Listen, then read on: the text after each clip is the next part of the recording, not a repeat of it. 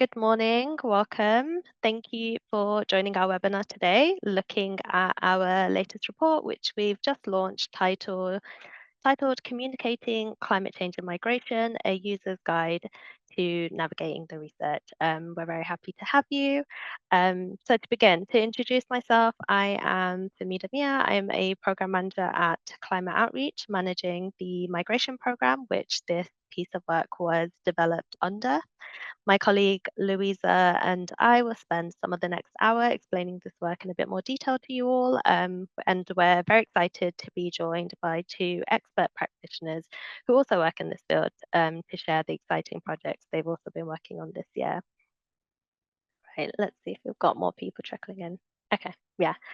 Um, so to introduce climate outreach, we help people and organizations tell great climate stories, ones that put people, progress, and potential at the heart of the conversation.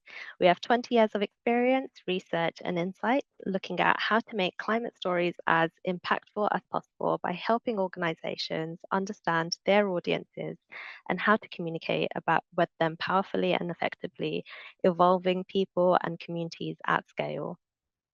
Climate Outreach has had a dedicated program looking at climate linked migration for over 15 years now, focusing on the interconnections between a changing climate and its impact on patterns of human mobility. As climate impacts intensify, the link between climate change and migration is undeniable, yet effective communication on this intersection remains very limited, with a lot of very negative and often dangerous narratives around, which we all know have very real life consequences. Just a few months ago, we saw fascists violently riot across the country, targeting migrants and refugees in particular. So we know how we talk about this has a huge impact. We want to use our work instead to amplify how to communicate about the impact of climate change on migration in ways that protect the dignity and rights of migrants and refugees and vulnerable communities who disproportionately bear the brunt of the climate crisis. Through our migration program, we have often focused on working with civil society organizations to empower them to advocate for the rights and welfare of people on the move due to climate change impacts. We also host the Climate and Migration Coalition to provide a platform for organizations to engage with climate linked migration and displacement. So, on our agenda today, we'll start off with hearing a bit more about the report from me and my colleague Luisa. As briefly mentioned, we're also joined by two excellent guest speakers. So we'll hear from Julia Burt, who is the initiator of the Climate Migration Collaborative, a new venture alongside her freelance practice, Pragmatic Radicals. And we'll also then hear from Ina Gasper, who is a campaign strategist at Global Strategic Communications Council, also known as GSCC, which is an international network for communications professionals in the fields of climate, energy, and nature. We do also have some time at the end for questions and answers. So while you're listening, please do think of some questions and feel free to pop them into the Q&A box, which you should hopefully have along the bottom of your Zoom toolbar. We do have the chat disabled for now, but please do pop in any thoughts or questions into the Q&A chat and Q&A box, and we will get to those at the end. So before we dive into the report in more detail, we wanted to highlight some key takeaways to bear in mind. So as mentioned, communicating about this complex intersection is key to creating accurate and nuanced public understanding on the topic. Many organizations avoid engaging with the topic at all, sometimes in fear that they may inadvertently cause harm or misrepresentation. However, the need for empathetic communication on climate linked migration has never been greater. We wanted to highlight in our key takeaways that while we encourage practitioners or those interested in the intersection to engage with the extensive academic research available on communicating climate linked migration, we encourage you to do so critically. The research contains many useful insights, but that can help shape the way you communicate about this topic, but it's also important to bear in mind that it contains biases and gaps. We'll be sharing a lot more about this in detail, but we have also put together as part of this report guiding questions for practitioners as they draw on this body of research to help navigate it and get the most out of what's available out there. Um, so to talk a bit about methodology, we're lucky to work really closely with a number of experts and organizations in this space whose expertise and experiences we were able to tap into when putting this work together through multiple rounds of consultations, including one-to-one interviews and roundtables. We went through multiple stages throughout the process of putting this report together this year, which we have included in a dedicated methodology section in the report. So if you'd like to read about that in more detail, please do look at our report to find out a bit more about how we kind of put all this research together. And I wanted to say a little bit about terminology, just because this is something we discussed at length in the process of creating this, and understand it's a particularly challenging yet essential part of this discussion. We also discussed this at length at our consultations with our various contacts, getting various perspectives on the best ways to refer to this intersection in the context of the research we were looking at. So we decided to use the term climate-linked mobilities and immobilities in the end throughout the report to describe the various ways in which people move in the context of a changing climate. This particular term offers a useful way to describe the full diversity of climate-linked human movement. It aims to capture both migration, where people are moving with some agency, and displacement, when people are moving with little to no choice. It also includes both cross-border and internal movement, and it recognizes permanent, temporary, and seasonal patterns of movement. So we felt it encapsulates more of this topic under this term. So I will stop talking now and I will pass over to my colleague Luisa to introduce herself and take us through a view of the sections of the report in a bit more detail. Great, thanks so much, Fahmida. Hi everyone, my name is Luisa Melloh and I'm a researcher here at Climate Outreach.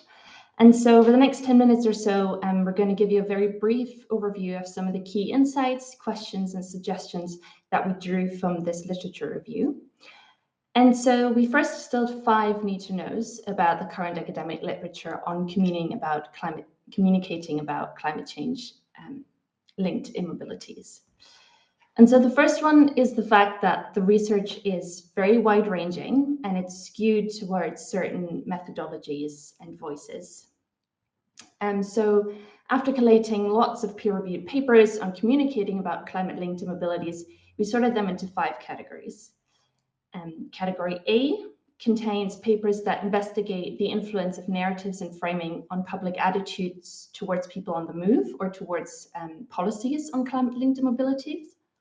Category B includes research on the attitudes and preferred narratives and frames of people experiencing climate-linked immobilities.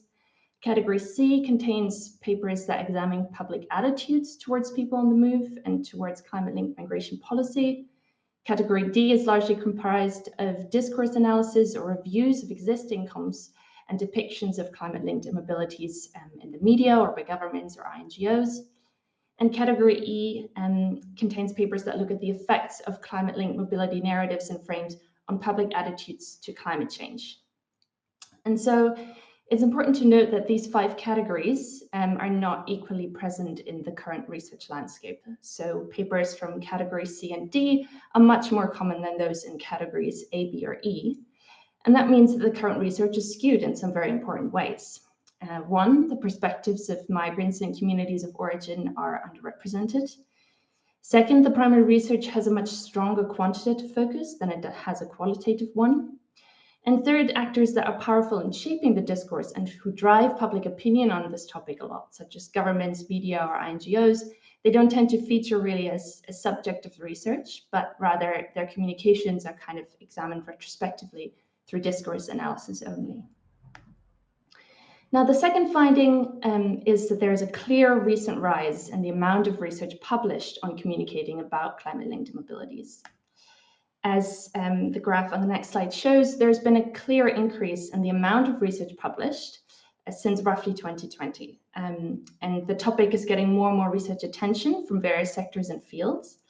And as we heard in conversations with practitioners that we consulted for this work, this trend mirrors also a growing interest in this intersection among policymakers and political actors. The third need to know is the finding that studies that test narrative and frames, so those that fall into category A that I described earlier, have a weird research focus. The WEIRD acronym might be familiar to some of you and is used to describe Western, educated, industrialized, rich, and democratic countries or communities, like, for example, the US or Western Europe, where we found a lot of the studies that we reviewed to take place. And this is noteworthy in its mismatch with where most climate-linked immobilities now and in the future will actually take place, which is, as we know, within countries or regions most affected by climate impacts. And however, whilst many papers kind of acknowledge this in theory, the fact seems to have very little bearing so far on who the populations are that are being studied when it comes to investigating the effects of communicating about climate-linked immobilities. The fourth key insight is that most of the literature on communicating climate-linked immobilities shows a lack of interdisciplinary expertise on climate change, migration, and communications, with the majority of studies currently published in climate-related journals. And very few of the papers we found were published in journals dedicated to migration studies. And there is therefore a much larger group of people researching the communication of this intersection from a climate and policy perspective than from a migration one. And this, of course, naturally affects the types of narratives and frames that are being tested and what they're meant to achieve. Migration, climate change, and communication studies have evolved from very kind of disciplinary backgrounds, and that means that their ideas of what actually constitutes effective communication on this intersection also differs quite a lot. And then the fifth and final need to know is that studies that test narrative and frames show a lack of collaboration with practitioners and those with lived experience. The studies from category A that we examined here include very little information about how the frames and narratives that are being tested were developed and with whom. Stylistically, they often mimic news pieces, but there is no mention of involving people with practical experience of crafting compelling stories, like strategic comm specialists, campaigners, or community organizers, or involving people with lived experience of climate-linked immobilities. And this is a problem for several reasons. First, not consulting people with lived experience risks misrepresenting or oversimplifying the complexity of climate-linked immobility and the variety of ways in which people experience this. And second, repeating the same narrow ways of reporting around the topic found in most mainstream media doesn't actually help practitioners find out what works when it comes to shifting public opinion in the desired direction. Testing narratives developed for research purposes alone are unlikely to produce the kind of results that practitioners can effectively apply in their communications.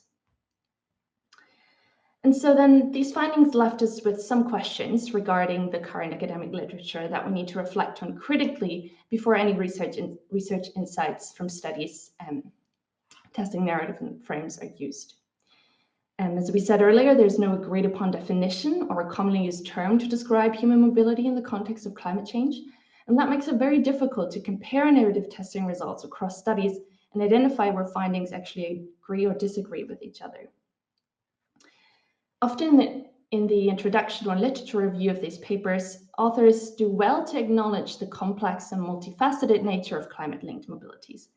However, when it comes to the narratives and frames that they then test with population samples, this crucial nuance is often lost to allow for clearly measurable and statistically significant effects on participants' attitudes towards different causes of migration or types of people on the move.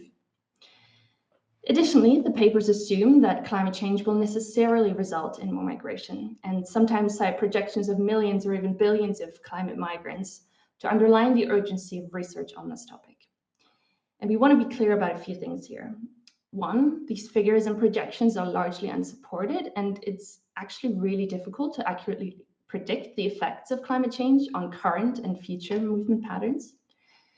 And second, repeating the notion that climate change equals more migrants feeds into dangerous narratives about how this intersection is understood in the weird context that these studies are being conducted in. In places like Europe and the US, more migration is often interpreted as a higher strain on already creaking support systems, which is then met with calls in the public discourse for increased border securitization and deterrence. And finally, papers that test narratives and frames treat climate-linked mobilities solely as a problem to be avoided wherever possible. For one, this dismisses any agency on the part of people on the move, including those for whom migration could have been a viable response and empowered way to adapt to climate change. And secondly, this reading of climate-linked mobilities as a problem to be fixed can make it seem as if people on the move were the problem and absolves those in power of their responsibility in creating negative outcomes for people on the move by not providing adequate support structures.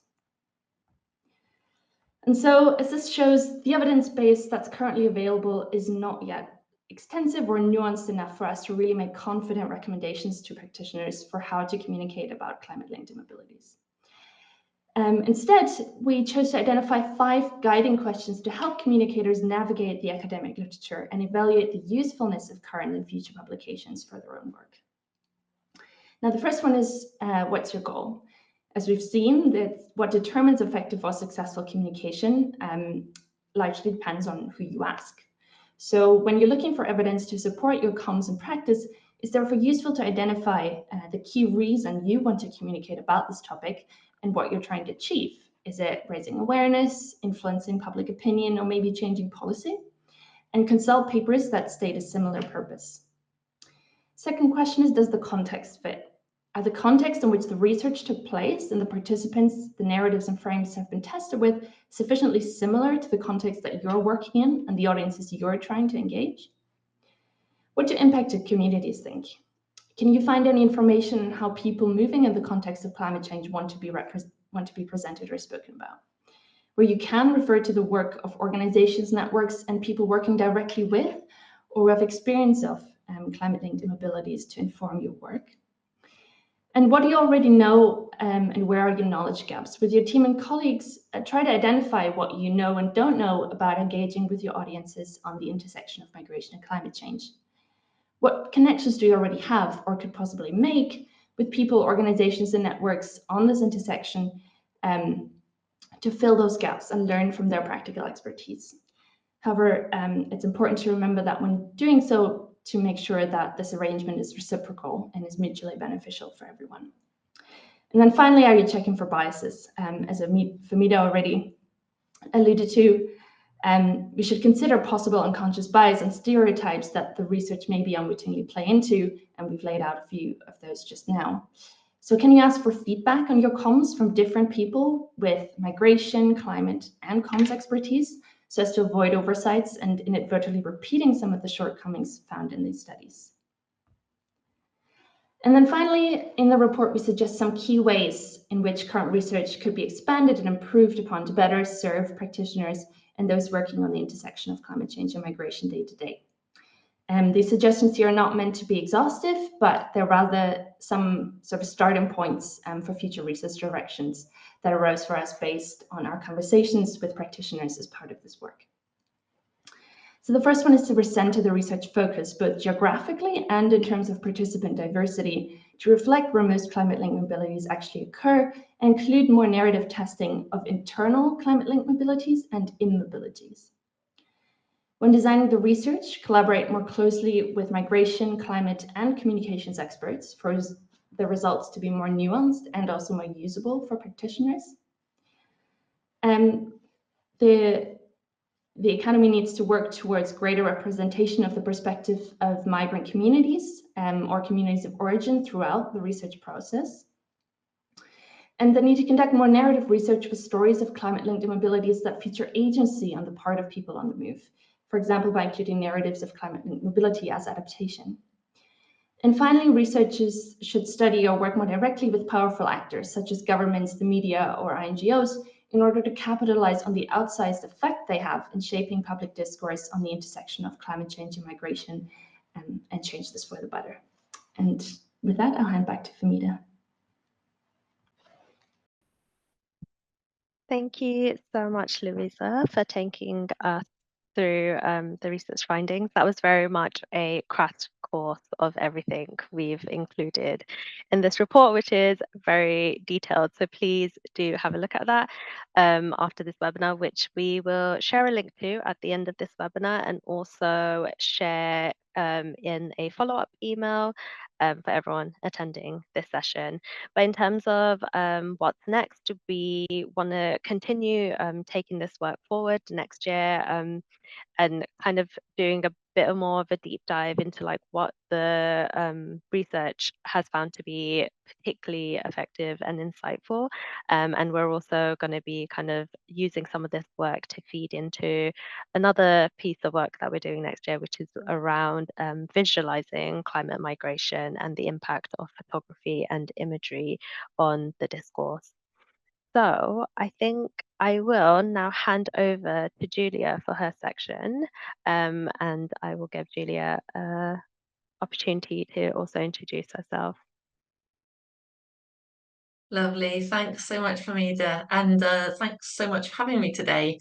You introduced me very briefly at the start, which I appreciate. I'll just say a little bit more about the Climate Migration Collaborative. So essentially, it's a very new project that my own consultancy practice, Pragmatic Radicals, is incubating. I'm doing this work in collaboration with a small collective of others, including some names that you might know, Dami McKinday, Rita Issa, and Theo Cadbury, who all bring different perspectives and backgrounds to this work. But really, why we started this is because we were noticing a lot of interesting work happening at the intersection of climate and migration across different sectors, but a real scarcity of collaboration across those sectors in terms of working together to identify ways forward that benefit us all. So we're particularly interested in the climate outreach finding around the lack of interdisciplinary collaboration, which is where our focus really lies. And generally, in terms of focus, we're very mindful, obviously, of the global context. But our focus is largely on the emerging narratives and adaptations in the context of the UK. So in terms of how we frame the challenge, I think as we're quite new, I thought I'd share some of our recent thinking process as we thought through how to communicate our work. So for us, I think, first of all, I really wanted to say it feels very clear that climate justice equals migrant justice equals racial justice. So there's plenty of evidence to show that a reparative approach is core to a just transition to a future world. And so those who are experiencing the worst effects of climate change are the least responsible for creating it. And also at the same time, migration is a well-rehearsed adaptation strategy that humans have adopted over thousands of years. And finally, whilst balancing the other tension, which is that migration is not always a choice available to those who lack resources needed to migrate. So whether that's through financial limitations, health, disability, age, access to networks in new places, and so on. So I think what we are wanting to communicate is that climate change is accelerating migration, but it's not a new phenomenon. So we're walking the line between being very clear that climate-linked mobility as well as immobility is a justice issue, whilst also recognizing that migration has in fact over thousands of years been a well-rehearsed adaptation strategy that has enabled humanity to thrive. Either way, I think where we land is that safe and dignified migration pathways must be created, as well as support for people to stay where they are if they choose to and where it's feasible. But it's also important that we don't exclusively frame this as a global north, global south issue. We've seen very damaging flooding already this winter across Europe and in the UK. Some coastal areas are already becoming unlivable. But the central point, I guess, is that this is a justice issue in that the planet's largest polluters are continuing to create huge damage, whilst ordinary people pay the price, migrating in ways that are precarious and or trapped in unsafe environments. So that's sort of like where we've got to in terms of framing the challenge, but then I don't really like even the word challenge because actually how we communicate about this intersection also has to be about the potential ways forward that create hope and possibility. So we can go to the next slide, thanks. And in that, the collaborative is very much inspired by Gaia Vince's book Nomad Century. I was very lucky to sit down with her for a conversation last month, which we just spotlighted on our blog. And I really love this quote where she says, "The planetary nature of humanity's crisis can feel overwhelming and our situation hopeless. It is not. Uncertainty stops us planning, preparing, and even looking too far into the future. We must find the courage to envision a different way of being human." So for us, this is about looking up and out of our own silos and recognizing that the world we want to create must be built, and we all have a role to play in that. So when it comes to communicating about climate and migration, that means being honest about the potential scale of the issue, whilst also creating stories of hope and identifying pragmatic solutions that benefit us all across housing, health, civic infrastructure, democracy, and more. And of course, when I say all of this, we know that patterns of migration can't easily be predicted, perhaps especially across more border mobilities, but preparedness remains key. And if migration happens at a much smaller scale than the current predictions, well, then we're still just being better prepared for the existing population in the UK. So that feels important to think about from that point of view. Next slide, thanks. So that brings us to the question that we're exploring with the Climate Migration Collaborative. And so after much back and forth about what that exactly should be, we've landed on the question, as our climate drastically shifts and people migrate, both by choice and through displacement, how might we catalyse collaboration across sectors to put justice at the centre of society's approach to climate change and migration? And we hope that some of you will join us in this inquiry.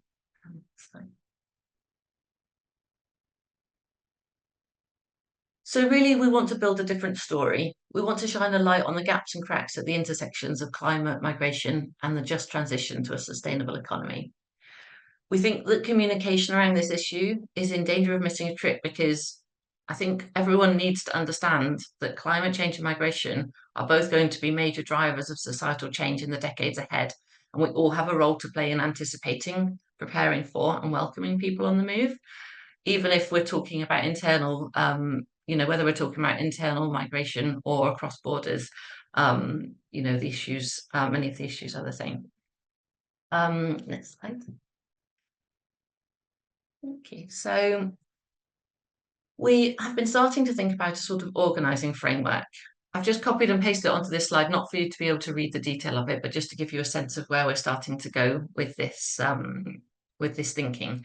What we're seeking to do is look beyond just the climate sector and the migration sector speaking to each other, but to bring in other folk who are working across a whole range of other sectors, so deliberative democracy, people working on new ecological housing models, working on future-proof civic infrastructure, see what innovation we can catalyse between these organisations and actors.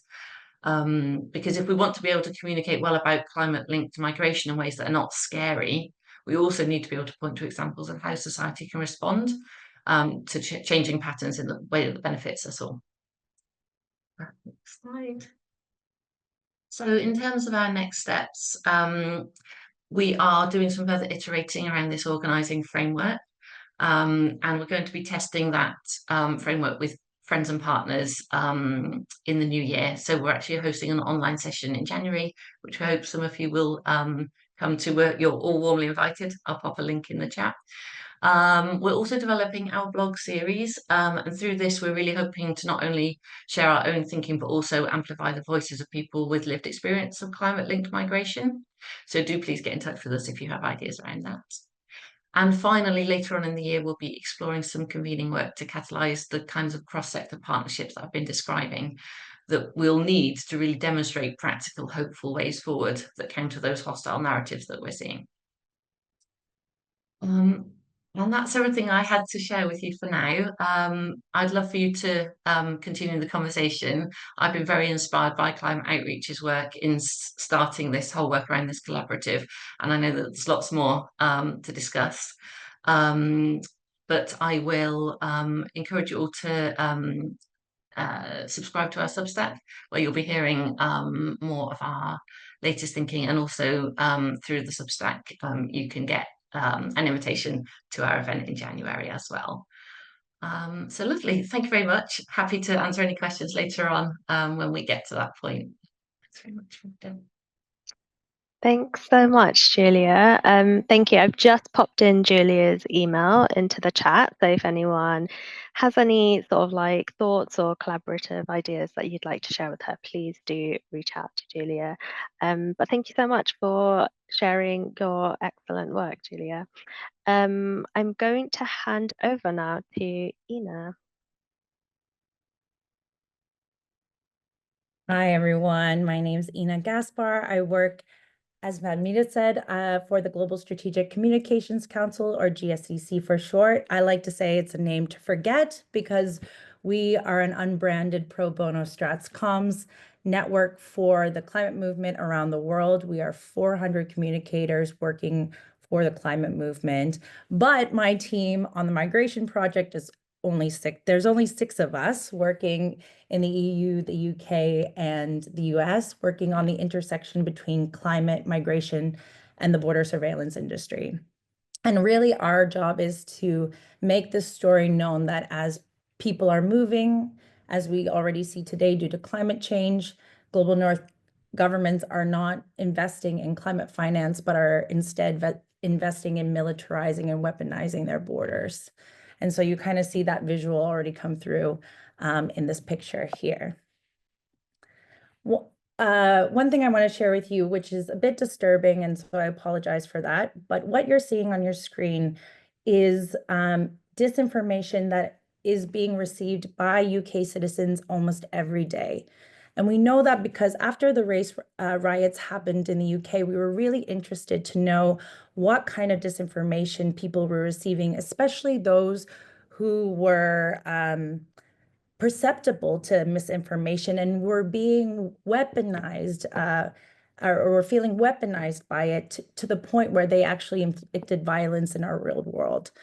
And so we wanted to really understand how that information was being delivered and if we could possibly intervene in those audiences. So right now, we're doing a test to see if we can not only reach that audience, that's perceptible audience in the UK. Right now, we're testing 2 different segmented audiences, one in Dover and one, I believe, near Bristol. And we're delivering them alternative narratives to see if the content is the content that resonates with them, and how can we understand. And oftentimes we work mainly with migrant justice organizations, and it's really difficult for us to run digital ads because the comments are so visceral. They're so, I mean, if anyone has seen online trolls talk about it in this context, it's very dangerous. And so this is kind of some of the very simple content that we are delivering them to kind of, number one, shift the blame or shift the narrative to the real villains, the profiteers of the story, but also to tell a different story about who's what migrants, what people in the UK have done for our society. And I'm just going to show you quickly an example of the intervention. So we are working with the Joint Council for Welfare of Immigrants on this project. They're the ones who we're running the ads through. And we're already seeing some of the interventions change minds, which is pretty amazing. But again, what we're mostly seeing is dangerous narratives and what was mentioned before. And so what we know about the predominant discourse and narrative on climate migration online in the English-speaking world, but we can generally speak this more plainly, is what we like to call dangerous migration. So phrases like mass migration, unprecedented migration, waves of migration, these are the headlines that really dominate the discourse on climate migration. And this has often been because traditionally the Global North climate movement has used this in a way to draw urgency to the climate emergency and to ask for more climate action. But we know from studies and from research that actually it does the opposite. It feeds xenophobia and actually differs from less climate action. So it's really interesting to hear again, like this lack of study from a migration justice perspective or from migration studies. And so again, this this really reinforces the idea that migrants, people on the move, are the threats. And what it does is, again, stoke fear of uncontrolled immigration and justifies more violent responses to people moving in search of safety. And so one of the interventions that we've done for now about 2 years, thanks to working collaboratively with Climate Outreach, which has been amazing, has been to develop a dangerous narratives guide. And maybe Fahmida, you wouldn't mind linking it in the chat, which would be great. That's a guide that has been branded by 10 different organizations in the UK and the United States, 5 migrant and 5 climate justice organizations. And it really unpacks, again, what this dangerous narratives means and how we can shift away from these narratives. And this is an example of that. It's now becoming an old example, but this tweet on the left used to be one of the biggest. We ran a social listening report to understand how people were talking about climate migration online. And this was one of the #1 tweets. And again, you see that dangerous narrative appear where Greta is talking about billions of people who are on the move, possibly due to the climate emergency. So one of the interventions that we did was actually get this guide to her. And you see a change in her language. She's adding more context. She's specifically calling out for migrant justice. And so these are the ways in which we've been able to educate the climate movement to be better allies to the migrant justice movement, to stop using dangerous narratives, and to really understand that climate justice does equal migrant justice. And this is that training, migrant justice equals climate justice, has been a training that we've done now in collaboration with Climate Outreach, Climate Justice Coalition, War on Want, and JCWI. Tipping Point UK, there's a really amazing grassroots group that is coming together to work at this intersection, to work at the intersection of organizing in the UK, so that we are providing that kind of awareness, not just at the local level, but at the local, regional, and national level. And so it's been really amazing to see this work outflow. And in February, at the beginning of February, there will actually be an in-person intersectional meeting with 100 different organizations from the migrant justice and the climate justice movement in the UK, which is really exciting to see this work kind of come to a full circle. And we do see dangerous narratives are shifting. So this is a media analysis that we conducted in the English language just from 2022 to 2023. And you see here, dangerous narratives aren't the largest percentage of that media analysis or the narrative that we were able to identify, but it was actually an alternative narrative. And that alternative isn't also helpful to us, and was mentioned before by Luisa. What we see is migrants are victims, mostly on crisis language, and again, reinforcing stereotypes. One of the interesting things about this study was that we did see a lot of articles focus on the solutions. What are the solutions to climate migration? And that's something, that policy work has been something that is kind of ongoing amongst our partners. But one thing I want to draw attention to, and that we're really concerned about and are doing quite a lot of testing and studies is the securitization narrative of climate change. And this is a narrative that, if it takes hold, will have unprecedented circumstances and will push our response to climate into the hands of more militarization and the border and surveillance industry. And so we conducted quite a lot of research, which isn't public at the moment, but we're working with researchers at LSE to make these testings more public. We conducted polling and also message testing to understand the salience of this narrative, to understand basically how we can prevent the climate change as a national security threat from taking hold. You'll see here in the example that we know that climate change and migration, this was done just last year in 2023. was the two main concerns for UK citizens in this polling.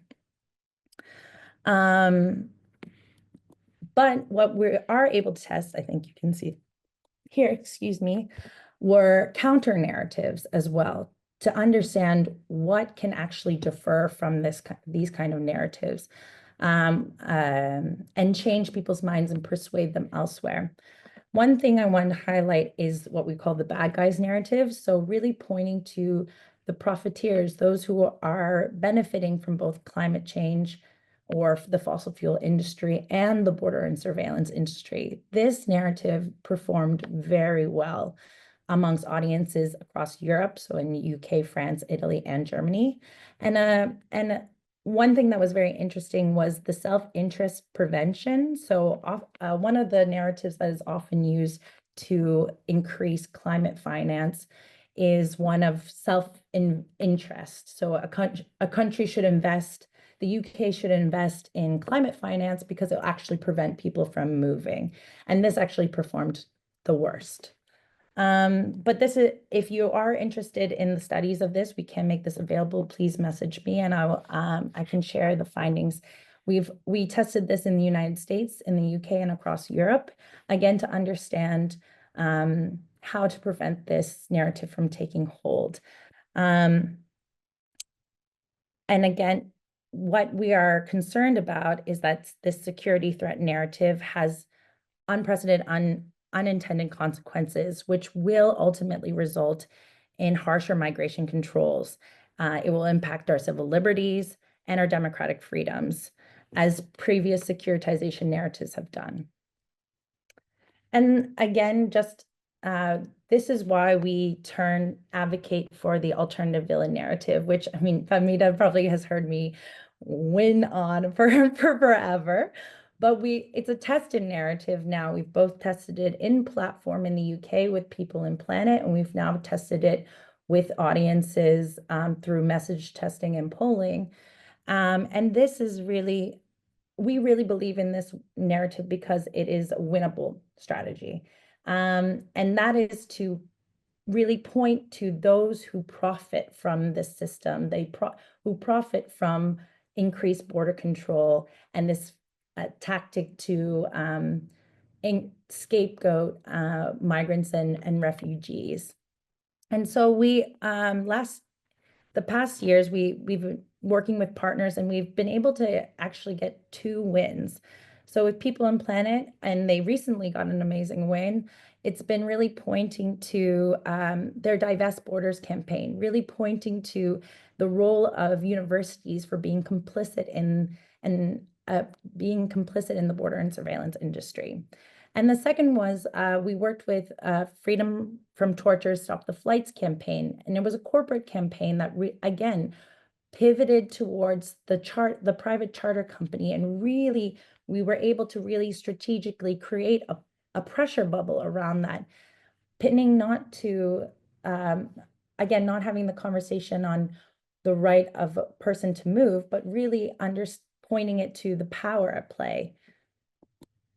And so I just want to leave you again with how we tell people, or how we encourage people based on our research, based on our testing, based on wins, how to communicate. And as progressive communicators, we use the framework value, villain, vision.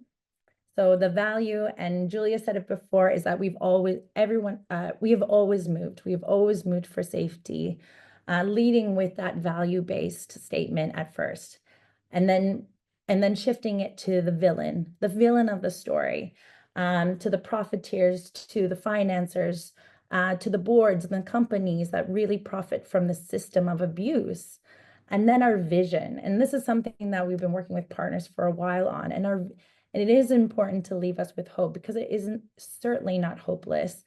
And it is the right to move and the right to stay. The right to move being, or the right to stay being that people, that global north governments such as the UK has a responsibility for climate finance, loss and adaptation, so people can stay in their homes even on the front lines of the climate crisis, but also the right to move safely and legally, because if they don't have a choice, if they're forced to migrate, or they migrate due to adaptation purposes. And so this is the framework that we use to communicate on, that we encourage folks to work to communicate on climate migration. And I think I will leave you with that, but please, if you have any questions, please let me know. I'll link my email in the chat. Thank you so much, Ina and Julia, for your incredible work, firstly, that you're just doing on this intersection, but also for taking the time to talk us all through it. I'm very grateful for your time and expertise. Okay, so now is the time to take some questions. I'm going to take the one from Kira first. Give me a second. Okay. So it's thank you very much for producing such an insightful, helpful report and for all the work you do. My question to all speakers is, in your experience, how do you balance the need to communicate the urgency to find just solutions for those experiencing climate-related forced displacement, while avoiding reproducing the securitization of borders to prep for an influx narrative in weird contexts? Weird being the acronym that Luisa explained earlier. Thank you so much. Thank you for your question, Kira. It's a really important question. I can start by saying I know like both Ina sort of actually probably went into quite a bit of explaining that in the time that you wrote that question. But yeah, as we know, one of the most extreme impacts of, you know, demonization narratives and of migrants, and the other is that we are becoming what seems to be a world increasingly obsessed with borders. Like I think I read somewhere that there's over 75 border walls across the globe, and most have been erected in just the last 2 decades. And a large share, particularly the latest ones, have been designed with the explicit intention of preventing migration, even though studies have shown border walls are not effective at doing that, and actually all they do is put people in really horrendous, dangerous situations. And we know that dangerous narratives, as Ina has highlighted, feed into a culture of acceptance that migration, displacement, pain, suffering that comes with like very dangerous migration is okay for poor people, for Black and brown people, for Indigenous communities. And we need to counter that while also, you know, not accidentally tapping into these sort of narratives that end up depicting migration as like this really urgent thing that we need to fix because people are turning up at our borders. And I really do think like both Julia and Ina have kind of referred to this in both their kind of presentations, but I really do think it's so effective to just constantly remind people like migration truly is just a natural part of human history. Like people have always moved for safety. People still move for safety. Any single one of us would always move for safety. And it's just something we've always done. And it's the demonization of it is actually in some ways a very new thing that we do. And while also I think intersectionality and highlighting intersectionality and that climate change never acts alone, climate change interacts with discrimination and oppression. Communities already suffering from racial and religious discrimination are more likely to be displaced by the impacts of climate change.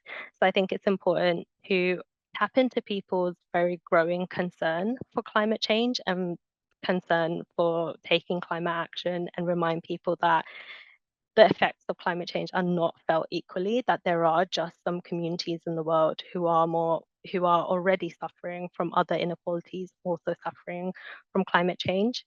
Yeah, well, that would be my answer to that, but please, Ina, Julia, Luisa, feel free to jump in there. Yeah, I just wanted to touch upon one thing that in our narrative that is important, and that we really name the villain, but we do not name the hero. And I think that's an important aspect as well, because oftentimes folks are wondering, oh, well, aren't you also re-victimizing or victimizing migrants if you are naming a villain?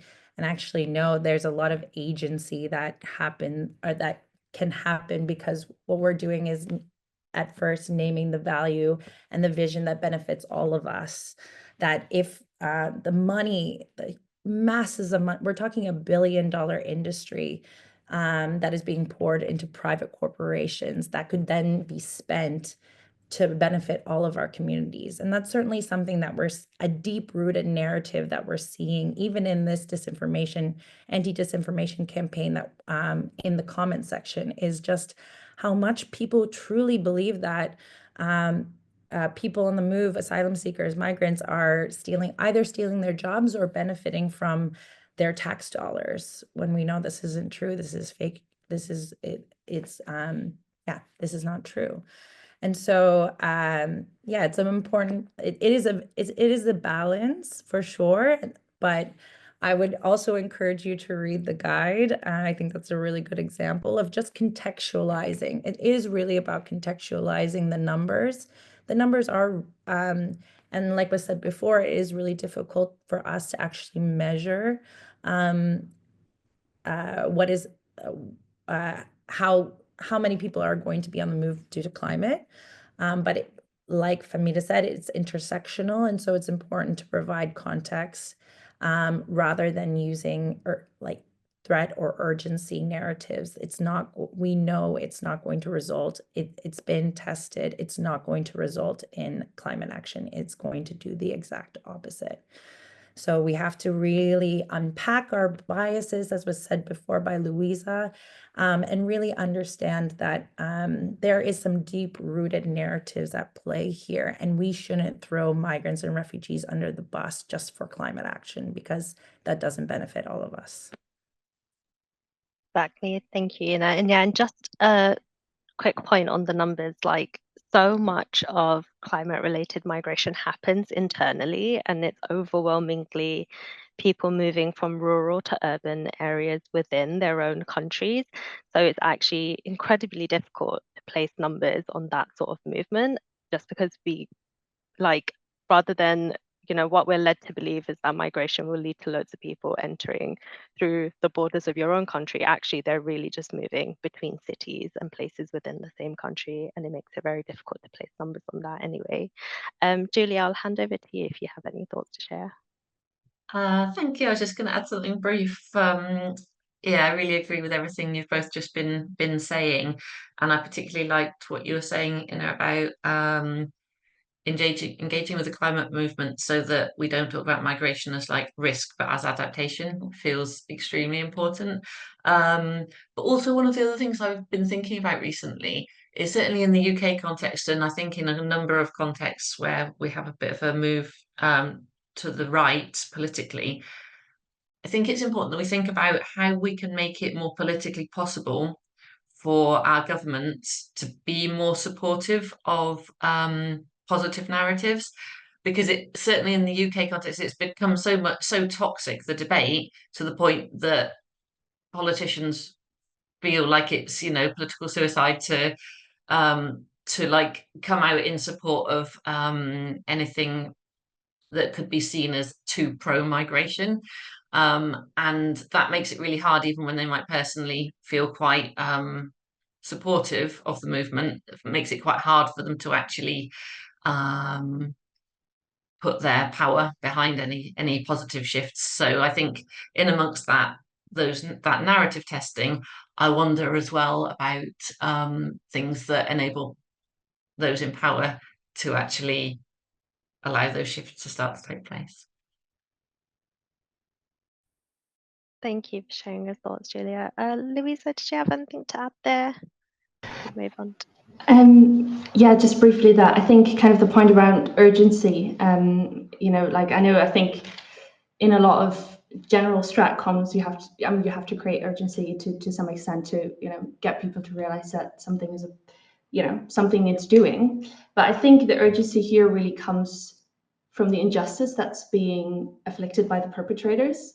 And I think focusing in on that and really decoupling this idea that borders equal solutions, because as Fahmida said, and we all know they don't.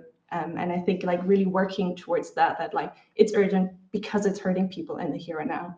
And this isn't right. I think it's an important part as well. Thank you, Louisa. We are very quickly running out of time. Okay, Amina shared some research that she's been working on, so I think I'll copy that into the chat so if you can have a look at that. Sean, I know you asked a question around sort of like bigger organizations kind of leaning into some of these dangerous narratives, which I think, Ina kind of highlighted that. Sometimes the climate and migration sectors aren't always the natural allies you think they're going to be. And it's really actually easy for the climate sector to try and like win people over by leaning into dangerous narratives, which is something, like we're all trying to, through our kind of dangerous narratives guide and this report, highlight isn't effective and won't lead to climate action. So we have one quick question from Marieke. Thank you for your insightful question and all the work you do. I'd be curious to hear more about grassroots organizing around the UK. What kind of aims and tactics are emerging? Ina, do you want to, because I know you mentioned the right to stay, right to move kind of briefly. Would you like to take that one? Yeah, so some of the grassroots organizing that's happening at the intersection has been number one, this awareness raising, so conducting both this climate justice equals migrant justice training with both migrant organizations like City of Sanctuary, but also with climate organizations like XR, Greenpeace. We've been able to run quite a lot of round tables to talk about anti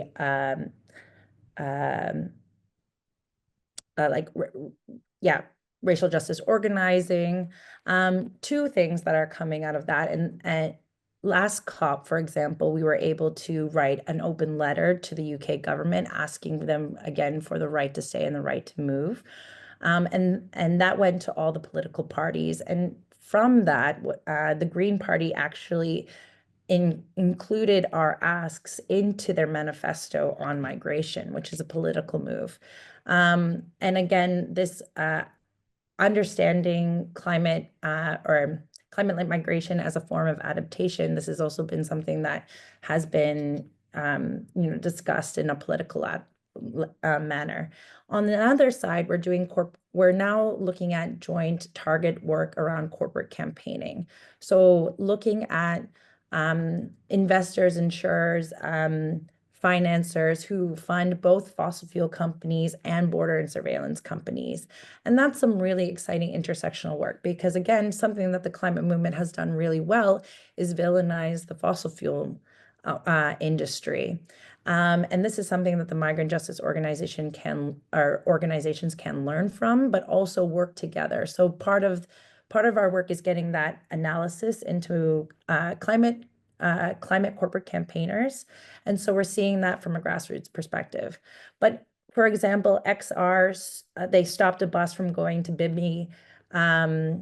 These are kind of examples of really amazing direct action to joint corporate campaigning to policy work. And that all is coming through because of this intersectional organizing that is being done. Which is pretty amazing. And now we're seeing it really focus not just national level, but from a regional and local level as well. Thank you so much, Ina. We are at time, everyone. Thank you so much for hanging on and listening to us go through the questions. Thank you once again to our speakers. Really appreciate your time and expertise that you've shared here today. And thank you, Luisa, for taking us through the report. So we will be sharing this recording and an email after this session with the link to the report. My colleague Lauren has just popped the link to our report in the chat as well. Please do reach out, particularly if you're interested in getting involved in this intersection, you have like projects, ideas you want to share or collaborate on. We are always open to new ideas. We always want to work with new people. So please do reach out. Okay, I shall leave it there. Thank you, everyone. Have a lovely rest of the day.